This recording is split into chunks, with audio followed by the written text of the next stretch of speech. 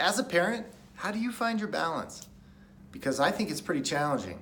You've got food to get ready at home, clothes to get washed and dried and folded, kids to get off to school, pick them up, take them to practice or extracurricular activities.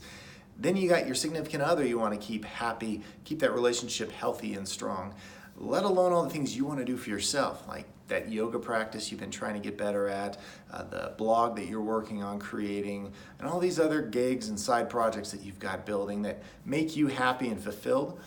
What are you doing about that? What I recommend and what I do for myself is I schedule an hour every single morning, my power hour, where I knock out all the important things and get them off my plate.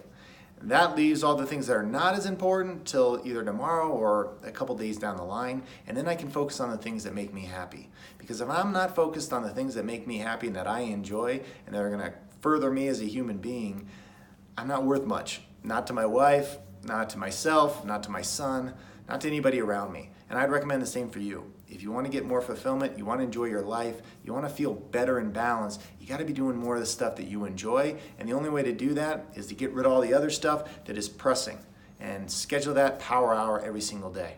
Talk to you soon.